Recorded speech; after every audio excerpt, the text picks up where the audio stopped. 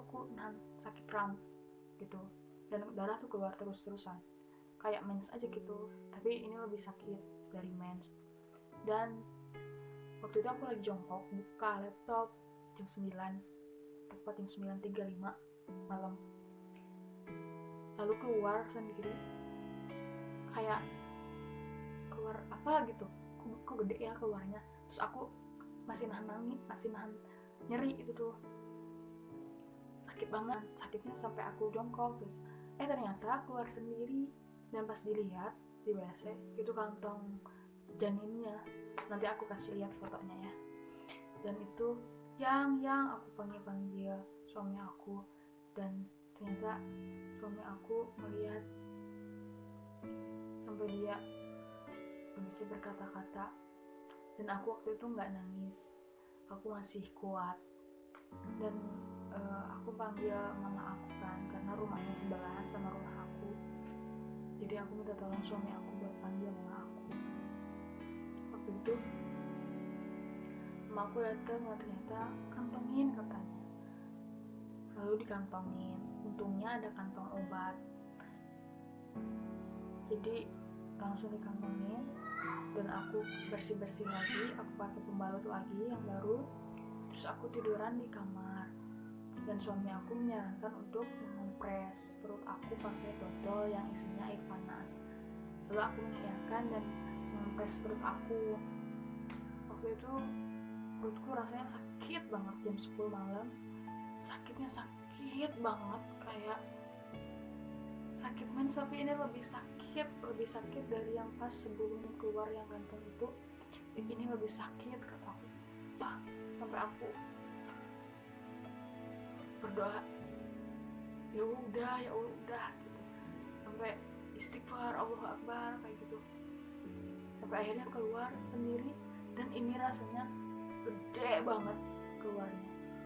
Dan aku bilang ke suami aku, yang ini kayaknya keluar lagi deh, tapi ini lebih gede gitu.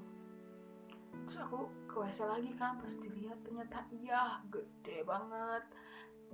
Lalu aku di sana nangis kejar di WC, dan suami aku juga ikut nangis. Suami aku ikut meluk aku. Suami aku sampai bilang maaf ya katanya gitu. Aku nggak ngerti suami aku kenapa minta maaf, tapi mungkin dia ngerasa salah juga. Dan waktu itu rasanya hancur banget, rasanya kayak ya Allah, ini calon dede bayi aku ternyata ya harus pergi gitu secepat itu, walaupun masih belum dikasih masih bakal jalan, tapi rasanya kayak sakit banget. Esokan harinya jam 3 sore aku cek lagi kan USG tanggal 21, yang harusnya aku waktu itu pagi-paginya harus kuret, tapi nggak jadi karena udah keluar sendiri. Aku langsung sore-sorenya tanggal 21 itu cek lagi ke dokter, dan bilang, dok ini udah keluar jaringannya sama kantung janinnya. Aku kasih lihat kan, aku bawa si kantung janin sama yang kata selama itu katanya itu plasentanya, bali-balinya gitu, ari-arinya. Aku kasih lihat, dok ini, sambil aku di USG dan dicek, oh ini darahnya masih ada katanya, belum bersih. Nah kalau misalkan mau dikuret ya boleh dikuret. Terus mama mertua aku kan ikut juga. Mama mertua aku nanya, bisa nggak kalau misalkan sama obat gitu. Boleh kalau mau sama obat katanya, tapi sakit, nggak apa-apa kata aku. Yaudah dikasih obat dan disuruh cek 2 minggu kemudian ke sana. Kalau misalkan darahnya masih ada katanya, ya harus kuret biar bersih semuanya, takutnya infeksi gitu. Terus aku dikasih obat buat pembersih darahnya, pembersih rahimnya, sama obat antibiotik supaya nggak infeksi kalau misalnya masih ada darah yang nempel di rahim dan nggak keluar gitu. Terus dari semenjak tanggal 21 sampai tanggal 29 itu darah udah keluar semuanya. Tanggal 29 itu masih keluar flek-flek coklat gitu. Nah tanggal 30 nya itu aku udah nggak keluar apa-apa pagi-paginya. Dan sore-sorenya aku cek ke dokter lagi USG tanggal 30 dan ternyata masih ada sedikit lagi. Dan dokter tanya kalau misalkan masih keluar tapi coklat terus cuma sedikit terus nanti nggak ada lagi, berarti itu udah bersih katanya gitu. Dokternya ngasih obat lagi kan ke aku, obatnya kayak gini, ada pembersih rahim, ada anti nyeri, dan untuk ke lambung. Karena aku bilang ke dokter setelah minum obat itu dada aku sakit, kerasa panas gitu. Oh ternyata itu gara-gara lambung, karena aku punya asam lambung. Jadi dokter ngasih obat tuh ke lambung buat aku. Terus juga aku bilang kalau aku suka nyeri. Setelah minum obat itu aku nyeri crownnya masih, tapi gak keluar darahnya gitu. Jadi crownnya ada tapi darahnya gak keluar. Jadi di celana dalam aku itu gak keluar apa-apa, bersih gitu, tapi crownnya sakit, masih kerasa sakit gitu. Jadi dokter ngasih obat anti nyeri, anti radang gitu. Jadi itu 3 obat. Dan alhamdulillah sekarang aku udah bersih, udah lewat masa nifas juga.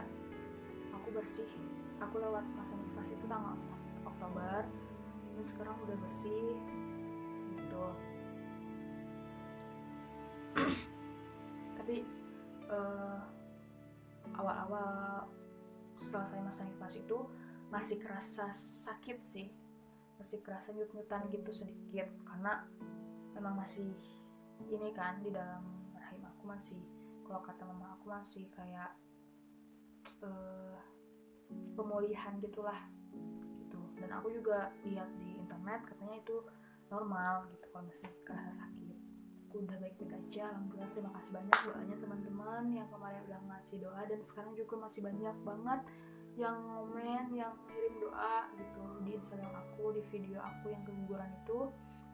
Sampai sekarang masih banyak yang komen-komen di video aku di Instagram. Terima kasih banyak teman-teman, semoga kebaikan teman-teman dibalas oleh Allah dengan kebaikan-kebaikan yang lebih besar lagi.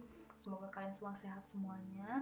Ada yang beberapa yang bilang katanya, yang mensugesti aku katanya itu penyakit ain, itu katanya jangan diumbar-umbar. Kalau misalkan diumbar-umbar nanti ada yang gak suka, ada yang sirik, dan menyebabkan penyakit ain gitu, dan menyebabkan aku keguguran kayak gitu. Sebetulnya aku sedikit cerita ya, sebetulnya aku gak umbar-umbar awalnya aku bikin video. Pas garis 2 itu aku bikin video, aku save di HP aku sengaja bikin video, terus aku masukin ke story aku, terus aku kasih tanggal itu di videonya. Kan di Instagram ada tanggal yang langsung gitu kan. Nah supaya aku tahu bahwa itu kejadian tanggal 6, karena takutnya lupa. Dan setelah masuk ke story itu aku nggak klik tombol buat postnya, aku langsung save, aku kembaliin lagi. Jadi waktu itu aku nggak bikin story apa-apa soal tespek, soal kehamilan aku, soal foto USG aku nggak share apapun di Instagram. Aku baru share itu pas tahu keguguran, dan aku juga nggak share foto-foto pas video atau foto pas lagi ngantri USG, aku nggak share waktu itu. Aku nggak umbar-umbar gitu, karena memang aku sendiri sadar, aku sendiri lihat dari pengalaman yang udah ada, salah satunya artis yang keguguran. Aku ambil hikmahnya bahwa ya kalau masih kecil jangan terlalu diumbar gitu. Nah aku nggak umbar waktu itu, dan aku sendiri takut ini kenapa-napa gitu. Jadi aku nggak akan dulu share sebelum janin aku benar-benar sehat dan aku sehat. Awalnya aku nggak mau share, cuman karena aku akhirnya keguguran dan aku pengen teman-teman semua mengambil hikmah, mengambil pelajaran, dan supaya teman-teman aware sama diri teman-teman semua, aku share lah waktu itu. Dan ternyata banyak yang mengalami hal yang sama juga sama kayak aku gitu. Dan dari sana aku bisa sharing banyak. Aku percaya penyakit lain itu ada, cuman aku yakin keguguran aku ini emang karena pola hidup yang aku alami itu yang kurang sehat gitu. Pola hidup yang aku jalani itu kurang sehat, dan pola hidup yang suami aku jalani juga kurang sehat gitu. Jadi ya janinnya nggak berkembang, jadinya gak mau hidup gitu. Nomor akhir aku divonis sebagai kampung. Ya udah, aku pasrah. Kalau misalkan memang, ya aku sadar sih gak akan semua orang suka sama aku, pasti ada beberapa yang gak suka sama aku, dan aku nggak apa-apa gitu. Kalau misalkan memang ini karena penyakit lain, ya nggak apa-apa, aku ikhlas, aku ridho. Semoga teman-teman yang mendoakan aku yang baik-baik, yang teman-teman yang sirik sama aku, semoga kalian sehat semua, kalian diberi kebahagiaan sama Allah, biar kalian gak sirik-sirik sama orang yang sedang bahagia.